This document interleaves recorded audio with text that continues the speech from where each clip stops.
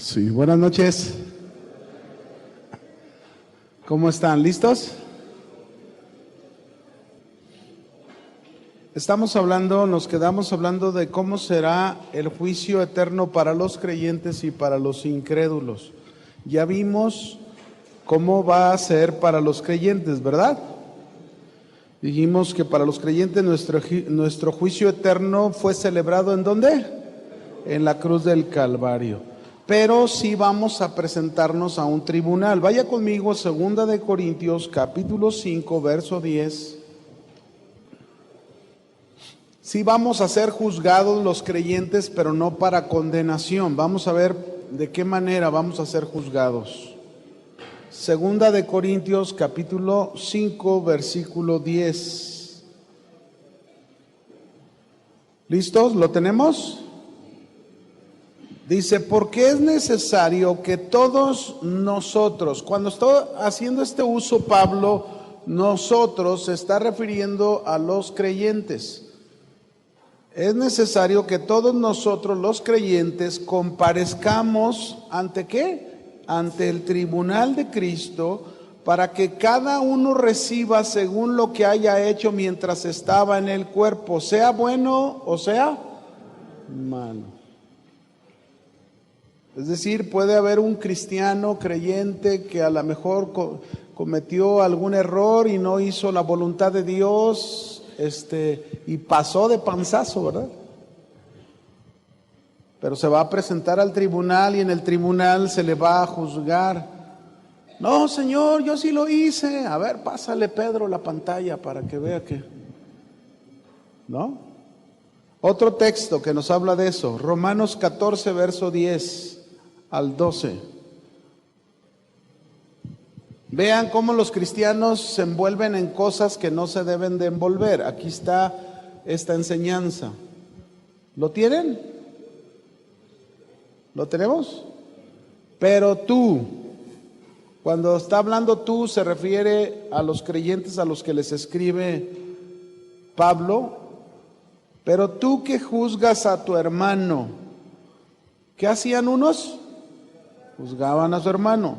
O tú también, ¿por qué menospreciáis a tu hermano? ¿Qué hacían otros? Menospreciaban.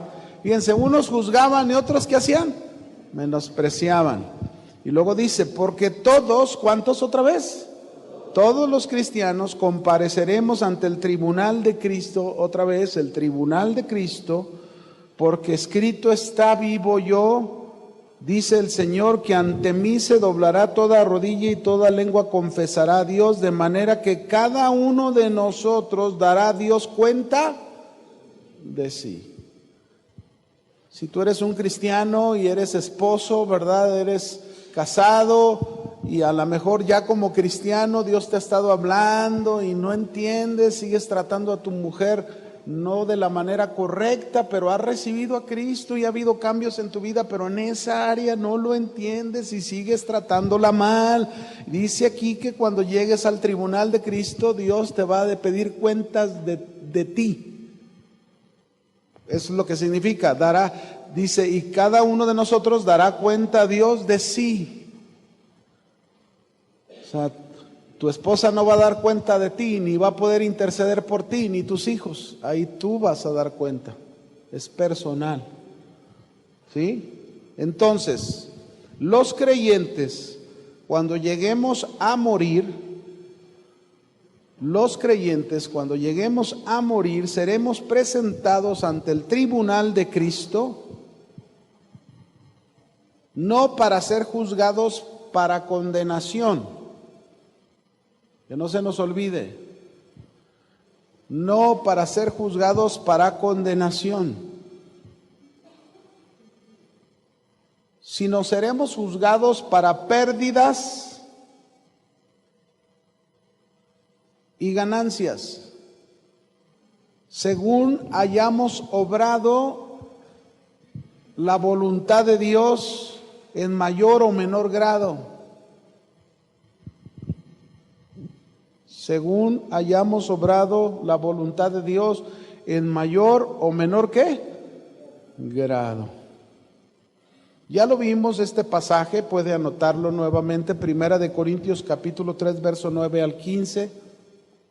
Ahí es donde se nos habla de estas pérdidas o ganancias. Voy a ponerles un ejemplo de cómo vamos a ser juzgados los creyentes, ¿verdad? Pérdidas o ganancias. Déjenme ponerles un ejemplo. Cuentan una suposición, una anécdota, ilustración de un pastor de una congregación que muere, y junto con él muere una hermanita que era la que limpiaba todas las bancas de la iglesia. Entonces, cuando llegan al cielo y les llevan a su lugar de residencia cada uno, entonces primero llegan a la residencia de la hermanita. Y era una casa pero hermosa, deslumbrante, una mansión hermosa allá en el cielo. Y entonces decía el predicador: híjole, si esto le tocó a ella, ¿qué me va a tocar a mí? Eso pensaba él, ¿no? Entonces ya dice que siguieron caminando, caminando, y como que pasaron esa zona de residencias, de mansiones hermosas, y empezaron a cruzar por puras chocitas. Entonces llegaron a una chocita, la más humilde, y le dijeron al predicador: esa es tu residencia, esa es tu mansión aquí en el cielo. Y entonces él, acuérdese, es una suposición, porque esto no se va a hacer en el cielo, nada más estoy ilustrándolo para que usted entienda, ¿verdad? Entonces el predicador le dijo a quien le estaba entregando, dijo: no, como que se equivocaron, como que esta es de la hermanita y aquella es la mía. Él pensaba que por mucho hablar en el púlpito y predicar, él merecía una mansión. Y entonces el ángel que estábamos entregando las mansiones le dijo: no, mira, es que tú predicabas bien, predicabas la palabra de Dios, pero mira, acuérdate, esto no lo aplicabas, esto no lo aplicabas, esto sí lo aplicabas, esto también, pero hubo muchas cosas que dejaste de hacer. Y tú creías que por el hablar solamente ibas a... Y ¿sabes qué hacía esta mujer? Esta mujer todos los días, siempre con una vida íntegra a Dios, viviendo en santidad, oraba por cada banca y le decía: Señor, yo te pido por la persona que se va a sentar en este lugar, que te conozca, que tú le toques todos los días. Entonces uno tuvo ganancias y otro tuvo ¿qué? Así que si quiere una chocita en el cielo, usted dirá, ¿verdad? Si quiere una mansión, usted dirá. Acuérdese, conforme a las obras que cada uno hagamos de acuerdo a la voluntad de Dios, en mayor o menor grado. Ahí vamos a ser juzgados en obras, pero acuérdese que no es para salvación. Esto no es para salvación. ¿Estamos, verdad? Sí lo entendemos. Esto es para pérdidas o ganancias. Usted ya la libró, ya está en el cielo y dice: ay, ya. Ok, seguimos. ¿Cómo va a ser para los incrédulos? Dejamos a los creyentes. ¿Quedó claro para los creyentes? Ok. El juicio para los incrédulos. Para los incrédulos, el juicio será el trono blanco, así se conoce el juicio, como el trono del juicio, como el juicio del trono blanco, o juicio final se conoce. ¿Dónde serán juzgados y condenados? ¿Dónde serán juzgados y condenados? A un tormento por toda la eternidad, según las obras que cada uno haya hecho. Esto significa, mis hermanos, que el juicio o el tormento para los incrédulos en su juicio es de grados de tormento. Es decir, hay quienes van a estar sufriendo más que otros, pero todos van a estar sufriendo. Aunque el que sufra menos no quiere decir que no nos va a estar sufriendo, pero imagínense, si el que sufre menos está sufriendo, ¿cómo irá a sufrir el que de plano se le dé un grado de tormento terrible, ¿no? Pero así será con los incrédulos. En Apocalipsis 20, verso 12 al 15. Apocalipsis capítulo 20, versículo 12 al 15. Voy a leerlo. Dice: y vi a los muertos grandes y pequeños de pie ante Dios, y los libros fueron abiertos, y otro libro fue abierto, el cual es el libro de la vida, y fueron juzgados los muertos por las cosas que estaban escritas en los libros, según sus obras. Y el mar entregó los muertos que había en él, y la muerte y el Hades entregaron los muertos que había en ellos, y fueron juzgados cada uno según sus obras. Y la muerte y el Hades fueron lanzados al lago de fuego. Esta es la muerte segunda. Y el que no se halló inscrito en el libro de la vida fue lanzado al lago de fuego, que es el tormento eterno que la Biblia nos registra, nos enseña. Ahí en ese lago de fuego estarán sufriendo, repito, de acuerdo a sus grados de tormento que le corresponda a cada uno. Muy bien. ¿Dónde habla de los grados de tormento? Cuando habla que dice que va a pagar de acuerdo a sus obras a cada uno, eso hace referencia a que va a ser de acuerdo a su maldad que hayan cometido. Cuando si no dijera, pues a todos es por igual, no, es según las obras que cada uno haya cometido, como lo leímos, ¿no? Leímos por ahí el texto, hay un texto que leí anteriormente, no recuerdo qué texto, si no déjenme ver, ahorita más adelante quizás salga donde habla que cada uno será juzgado conforme a sus obras. En el Evangelio de Juan es donde habla sobre la muerte segunda, ¿sí? Ahí también, pues ahí está. ¿Qué versículo? 13, 12 de qué capítulo? Del 20, ¿verdad? Aquí está. Y el mar entregó los muertos que había en él, y la muerte y la Hades entregaron los muertos, y fueron juzgados cada uno según sus obras. Ahí está. Sí, cierto. Entonces, esto es lo que nos hace pensar, cada uno según sus obras, es decir, de acuerdo a lo que hayan hecho malo, será el juicio para ellos, el tormento para ellos. Ahora, vamos a anotar esta pregunta: ¿cómo será el castigo de los impíos y los incrédulos? Vamos a entender que Él nos enseña la Biblia cómo va a ser este castigo, aunque lo describe en forma general en el lago de fuego, pero vamos a ver lo que nos enseña la Biblia. ¿Cómo va a ser este castigo de los incrédulos o los impíos, no? Número 1, ¿listos?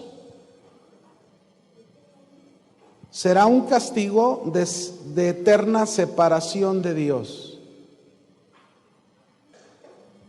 Es decir, estarán separados de Dios por toda la ¿qué? La eternidad. Vamos a leer un texto, segunda de Tesalonicenses capítulo 1, verso 8. Aquí nos lo describe. Segunda de Tesalonicenses 1, verso 8 al 10. Cuando lo tengan me dicen para leerlo. ¿Listos? ¿Ya? Dice: en llama de fuego para dar retribución a los que no conocieron a Dios, vea, ni obedecen el evangelio de nuestro Señor Jesucristo, los cuales sufrirán pena de ¿qué? Eterna ¿qué? Perdición. Esta palabra eterna perdición tiene que ver con lo que sigue: excluidos. ¿De dónde estarán excluidos?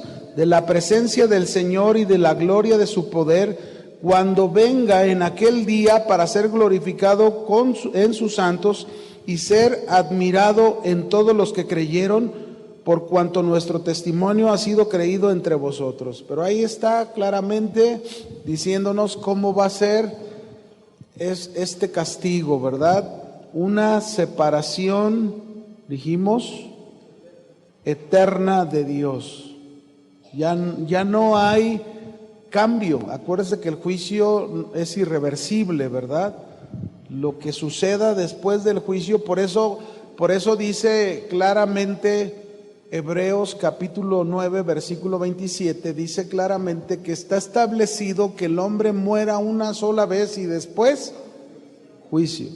El hombre tiene la oportunidad de cambiar su destino mientras esté en vida, pero si muere, ya no hay más cambio. ¿Sale? 2. Ok. ¿Cómo será el castigo? El segundo será un lugar, no solamente una separación eterna de Dios, sino será un lugar de encarcelamiento, privados de su libertad. Imagínense qué tremendo va a ser esto, ¿no?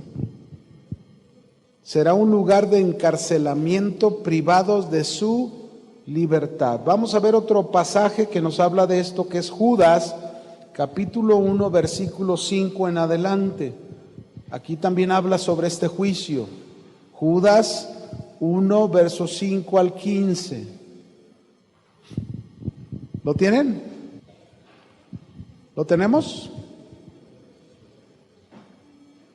Dice, mas quiero recordarles, ya que una vez lo habéis sabido, que el Señor, habiendo salvado al pueblo sacándolo de Egipto, después destruyó a los que no creyeron, y a los ángeles que no guardaron su dignidad, sino que abandonaron su propia morada, los ha guardado bajo oscuridad en prisiones eternas para el juicio del gran día. Fíjense cómo el juicio eterno y la condenación eterna era para los ángeles.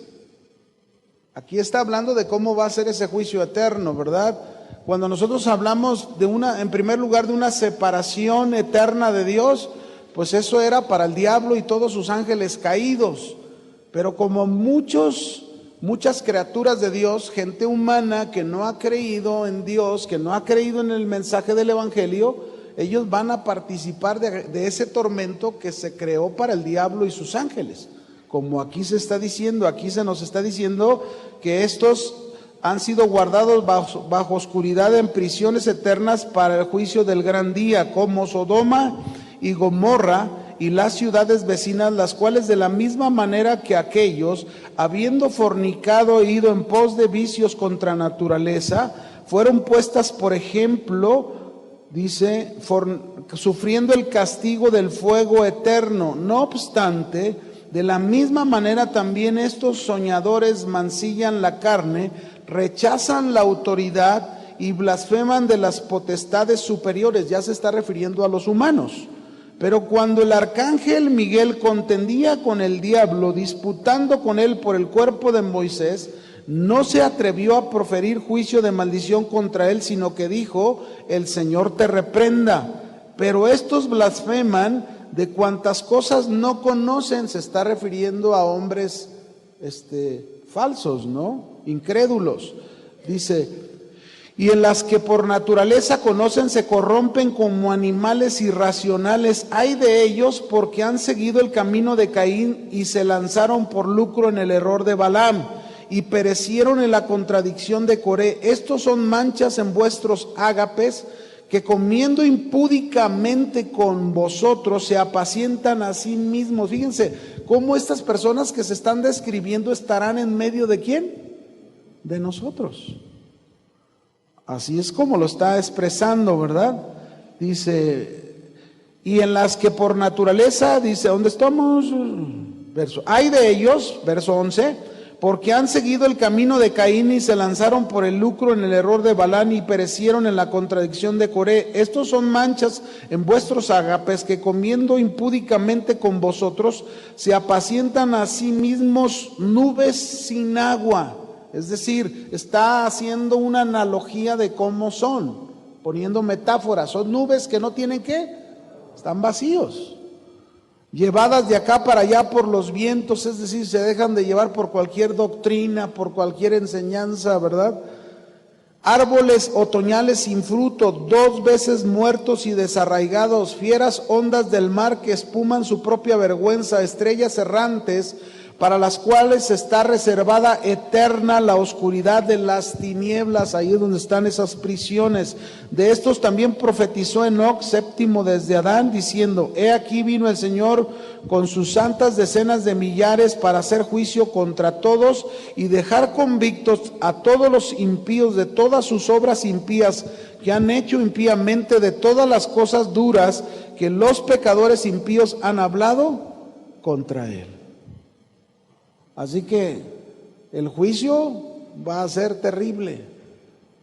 Por eso, mis hermanos, tenemos que predicar la palabra de Dios a tiempo y fuera de tiempo. Una tercera característica, ¿cómo va a ser este castigo para los incrédulos? Será un lugar de desesperación sin consuelo. No habrá quien consuele. Algunos piensan que en el infierno, en el lago de fuego, el diablo va a estar burlándose. No, el diablo va a estar sufriendo. Imagínense, el castigo peor va a ser para el diablo y sus ángeles, ¿no? Para el falso profeta y todo lo que le sigue al anticristo, ¿verdad? Así que será un lugar de desesperación y sin consuelo. Un ejemplo nos pone Jesús en Lucas 16, verso 19 al 31, ahí que nos habla aquella historia del rico y Lázaro, y aquí lo habla. Aunque este es un tormento temporal, pues imagínese el permanente, ¿no? Un lugar de desesperación sin consuelo. Voy a leerlo. Había un hombre rico que se vestía de púrpura y de lino fino y hacía cada día banquete con esplendidez. Había también un mendigo llamado Lázaro que estaba echado a la puerta de aquel lleno de llagas y ansiaba saciarse de las migajas que caían de la mesa del rico, y aún los perros venían y le lamían las llagas. Aconteció que murió el mendigo y fue llevado por los ángeles al seno de Abraham. ¿A dónde fue llevado Lázaro? Bueno, este seno de Abraham se conocía, yo ya les expliqué, si mal no lo recuerdo, en la vez anterior, cuando hablamos a dónde van los muertos, que fue en la doctrina de la resurrección de los muertos. Yo les expliqué que antes de que Cristo viniera, el Hades estaba dividido en dos partes. El Hades, una parte era el lugar donde iban todas las almas de los impíos y los incrédulos a un tormento temporal esperando el juicio final, y había el seno de Abraham, que era como un lugar temporal de paraíso, de disfrutar en cierta manera la presencia de Dios. Cuando se usa el nombre seno de Abraham, se está refiriendo, Abraham es el padre de la fe, se está refiriendo a todos los creyentes, ¿no? Lugar donde van los creyentes, las almas y los espíritus de los creyentes. Entonces aconteció que murió el mendigo y fue llevado a los ángeles al seno de Abraham, ese lugar temporal, esperando que Cristo muriera y resucitara para llevar a todos los que estaban en el seno de Abraham con él a la presencia de Dios. A hoy ya no hay seno de Abraham en el Hades nada más es el lugar de tormento. Hoy una persona, un creyente que muere, inmediatamente su espíritu y su alma, ¿a dónde va? Con Dios, a la presencia de Dios. Y aquí está el ejemplo. Así como Lázaro fue a ese lugar temporal, ahora nosotros vamos a la presencia de Dios esperando la resurrección de nuestro cuerpo, quienes ya hayan muerto, ¿no? Y dice: pero también murió el rico y fue sepultado. Y en el Hades, el rico está hablando, alzó sus ojos estando en tormentos. ¿Cómo estaba? En tormentos. Y vio de lejos a Abraham y a Lázaro en su seno. Entonces él, dando voces, dijo: Padre Abraham, ten misericordia de mí y envía a Lázaro para que moje la punta de su dedo en agua y refresque mi lengua, porque estoy atormentado en esta llama. ¿Qué buscaba este hombre? Consuelo, alivio, pero no lo hay. Pero Abraham le dijo: Hijo, acuérdate que recibiste tus bienes en tu vida y Lázaro también males, pero ahora este es consolado aquí y tú atormentado. Además de todo esto, una gran cima está puesta entre nosotros y vosotros, de manera que los que quisieran pasar de aquí a vosotros no pueden, y de allá a pasar acá no se puede. Entonces le dijo: te ruego pues, Padre, que le envíes a la casa de mi padre, porque tengo 5 hermanos, para que les testifique. Fíjese, ya se preocupaba ahora por sus hermanos. Eso es el tormento ya, ¿eh? ¿Cuántas almas de conocidos no hay en el infierno ya sufriendo el tormento, que a lo mejor están clamando, manda que alguien sea levantado y les predique a mis familiares para que no vengan aquí? Y mira la respuesta que le da Abraham, ¿no? Le dice, Abraham le dijo: a Moisés y a los profetas tienen, óiganlos. ¿Qué significa? Lo que estaba diciendo Jesús con Moisés y los profetas, le estaba diciendo: tienen ahí la escritura del Antiguo Testamento, tienen la palabra de Dios, que la escuchen. Jesús dijo: escudriñad las escrituras, porque ellas hablan de mí. ¿O no? ¿De quién hablan las escrituras? De Cristo. Así que no hay oportunidad para cambiar, no hay consuelo en este lugar, sino que hay desesperación y no hay consuelo. Fíjense qué terrible. De acuerdo, hay muchas cosas, características que uno puede ver aquí bien tremendas. Por ejemplo, puedes ver que el alma de una persona temporalmente, ahora puedes imaginarte eternamente, ya cuando viene el juicio final, los incrédulos, es posible que ellos puedan estar sufriendo más el recordar que tuvieron la oportunidad para cambiar su destino y no lo hicieron. Qué terrible tormento sin consuelo va a ser ese. Por último, ¿cómo va a ser este castigo para los incrédulos? Será un lugar de soledad y tinieblas. ¿Un lugar de qué? Soledad y tinieblas. Mateo 8:12 dice, Mateo capítulo 8 versículo 12: mas los hijos del reino serán echados a las tinieblas de afuera, y ahí será el lloro y el crujir de dientes. Cuando habla mas los hijos del reino, se está refiriendo a aquellos que no creyeron, aunque participaron de las cosas de Dios. Mateo 22:13. Dice en Mateo 22:13: entonces el rey dijo a los que le servían: atadle de pies y manos y echadle en las tinieblas de afuera, ahí será el lloro y el crujir ¿de qué? De dientes. Qué tremendo.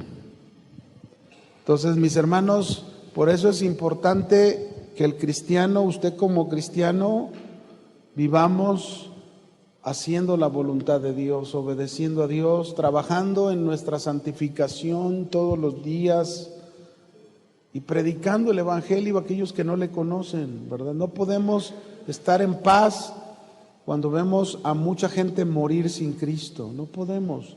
Eso nos debería de llevar a arrodillarnos, ¿verdad? Como ese ejemplo que les puse hace 8 días de aquel hombre asesino en la cárcel que fue visitado por uno a predicarle y le dijo: si yo creyera lo que tú me estás hablando, yo sería capaz de irme descalzo por toda Europa, aunque hubiese cristales rotos en el suelo, pero no dejaría de advertirle a los hombres su destino. Entonces esto es lo mismo, mis hermanos, nosotros tenemos que predicar la palabra de Dios, tenemos que hablar de Cristo, amén. Muy bien. Vamos a ver esto que también es importante acerca de las recompensas que la Biblia habla para los creyentes. ¿Qué tipo de recompensas la Biblia habla para los creyentes en el juicio del tribunal de Cristo? Este juicio del tribunal de Cristo, también podemos poner, estará basado en los hechos y servicios El tribunal de Cristo estará basado en los hechos y servicios.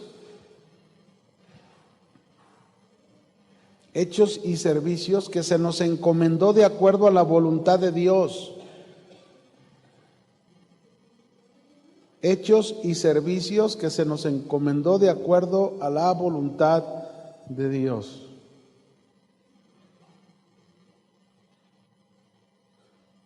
¿Cuáles serán entonces las recompensas que Dios dará? Estas recompensas se describen en coronas. ¿Sí? Número 1. Una de las recompensas que Dios promete a los creyentes fieles es la corona de la vida. ¿La corona de qué? De la vida. Vamos a ver dos textos. Santiago capítulo 1, verso 12, por favor. Si van conmigo ahí, Santiago capítulo 1, versículo 12. ¿Cuántos quieren la corona de la vida? La mitad. ¿Cuántos quieren la corona de la vida? ¿Todos? Bueno, mire lo que dice. Ya, ahí lo tenemos. Bienaventurado, bienaventurado, favorecido, dice el varón que soporta, ¿qué soporta? La tentación. Porque cuando haya resistido la prueba, ¿qué va a pasar? Recibirá la corona de vida que Dios ha prometido a los que le aman. Ahí está la corona de vida que va a ser puesta a los que soportan la tentación, a los que resisten la tentación. Y la tentación se da en muchísimas cosas. Y si resistimos, tendremos la corona de la vida. Otro pasaje, Apocalipsis 2:10, al último libro, capítulo 2, versículo 10. Esto le dice Dios a la iglesia de Esmirna. ¿Lo tienen? Dice ahí: no temas en nada lo que vas a padecer. He aquí el diablo echará a algunos de vosotros, ¿en dónde? En la cárcel, para que seáis probados y tendréis tribulación por 10 días. Sé fiel ¿hasta cuándo? ¿Qué va a pasar con los que sean fieles hasta la muerte? ¿Qué va a hacer el Señor en tu vida? ¿Cómo te va a recibir? Yo le daré la corona de la vida. Imagínate cuando llegues al tribunal de Cristo y diga: hija mía, ven para acá, a ver tú, Arcángel Miguel o Gabriel, tráeme la corona de la vida, y va a ponerte esa corona de la vida porque fuiste fiel hasta la muerte. Si tú quieres la corona de la vida, ahí están dos expresiones que la Biblia nos muestra. Soporta la tentación por un lado, ¿verdad? Y vas a recibir la corona de la vida. Por otro lado, sé fiel hasta la muerte y recibirás la corona de la vida. Ahí está una corona de recompensa. Vamos a la segunda. Otra recompensa que la Biblia nos menciona es la corona de gloria. ¿Cuántos quieren la corona de gloria? Primera de Pedro 5:4. Vamos a ver a quién se le va a dar esta corona. Primera de Pedro, capítulo 5, versículo 4. Vamos a leer desde el verso 1, porque si no, no vamos a entender a quiénes se les va a dar, ¿no? Del 1 al 4. ¿Lo tienen? ¿Lo tienen ya? Dice: ruego a los ancianos. Aquí la palabra anciano no se refiere a una persona de edad avanzada. Anciano se refiere a los encargados de iglesias, en este caso presbíteros, pastores de una iglesia, ¿no? Pero también es aplicable, por ejemplo, si tú eres un padre de familia y tienes tu familia, bueno, tú eres el pastor de esa familia. A ti es aplicable esto. Si tú eres en lo personal, esto es aplicable a tu vida personal, en el sentido de que tú eres un hijo de Dios y que tienes responsabilidades de dar cuentas a Dios. A ti te dice: ruego a los ancianos o a los cristianos, a los creyentes que están entre vosotros, yo anciano también con ellos, y testigo de los padecimientos de Cristo, que soy también participante de la gloria que será revelada. Apacentad la grey de Dios que está entre vosotros, cuidando de ella no por fuerza, sino voluntariamente. Vean las condiciones. Dice, no por ganancia deshonesta, sino con ánimo pronto, no como teniendo señorío sobre los que están a vuestro cuidado, sino siendo ejemplos de la ley. Imagínate si tú llegas a ser un padre ejemplar a tus hijos, de servir a Dios, de amar a Dios, de obedecer a Dios, de hacer la voluntad de Dios. Tú estás aquí encuadrado, ¿no? Y cuando aparezca el príncipe de los pastores, ¿qué dice? Vosotros recibiréis la corona incorruptible de gloria. Ahí está otra corona de recompensa. Podríamos decir que esta corona está como enfocándose más hacia los servidores, ¿verdad? Hacia los pastores, pero también es para cualquiera de nosotros que hagamos lo que el Señor nos está diciendo, por la fidelidad. Esta corona es por la fidelidad, la corona de gloria. Si tú la quieres, sé fiel al Señor, amén. En lo que Él te encomiende hacer, sé fiel a Él. Vamos a una tercera recompensa. ¿Cuál es esta tercera recompensa? Es la corona de gozo. ¿Cuántos quieren la corona de gozo? Que siempre estén sonrientes, riéndose, ¿verdad? A ver, y no con cara de papaya apachurrada. La corona de gozo. Primera de Tesalonicenses 2:19 al 20. Vamos a ver para quién es. O quiénes pueden participar de esta corona. Primera de Tesalonicenses capítulo 2, versículo 19 y 20. ¿Listos?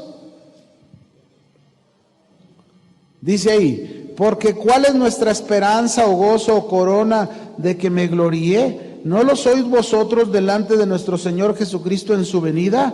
Vosotros sois nuestra gloria y gozo. Esta corona de gozo es para los ganadores de almas.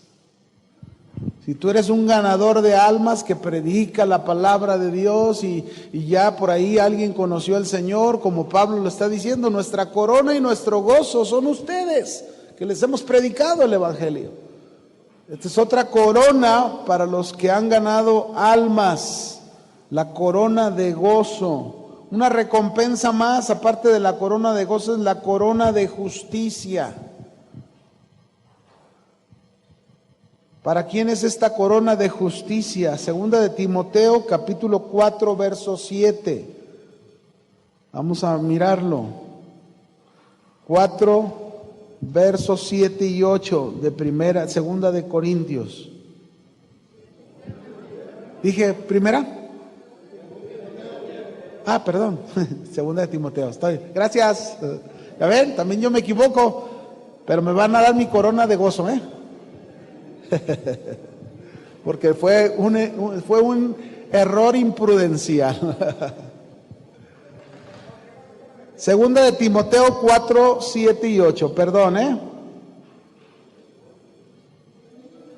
¿ya lo tenemos?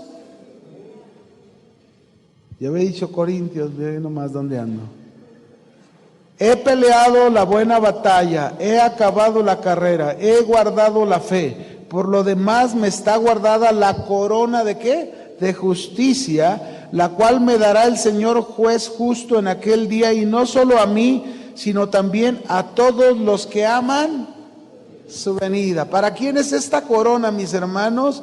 Esta corona es para los que están esperando la venida del Señor, pero peleando la buena batalla de la fe. La corona de justicia, ¿para quién es? Para los que aman la venida del Señor. ¿Cuántos aman la venida del Señor? ¿Cuántos están esperando a Cristo? ¿Lo está esperando como si hoy en la noche fuera a venir? ¿Sí? Hay que estar listos, ¿verdad? Preparados, porque Él viene como ladrón en la noche, dice. Así que para todos los que aman su venida y están peleando la buena batalla de la fe y han guardado su fe, para ellos es la corona de justicia. Y la última recompensa que nos habla la Biblia de coronas es la corona incorruptible. ¿La corona qué? Incorruptible. Primera de Corintios, ahora sí, capítulo 9. Primera de Corintios 9, 24.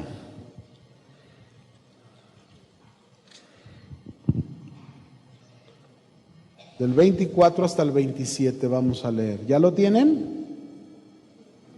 Dice, ¿no sabéis que los que corren en el estadio, todos a la verdad corren, pero uno solo se lleva el premio? Corred de tal manera que lo obtengáis.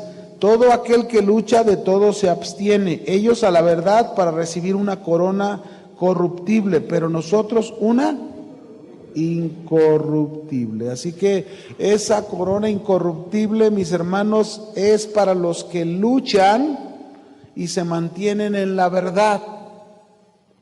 Para los que luchan y se mantienen en la verdad. Muy bien.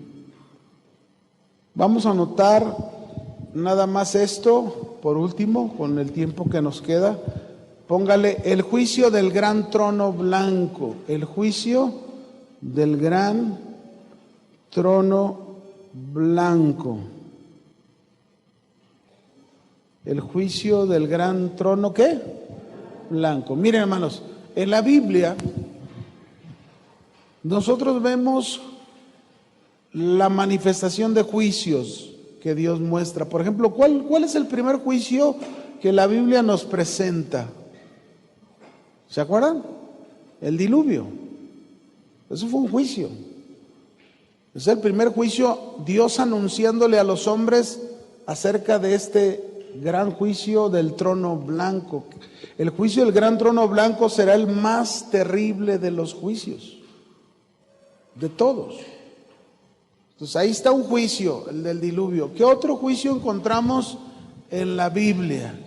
Así un juicio, el de Sodoma y Gomorra. Ahí vemos otro juicio que Dios hizo destruyendo estas ciudades con fuego y azufre, ¿verdad?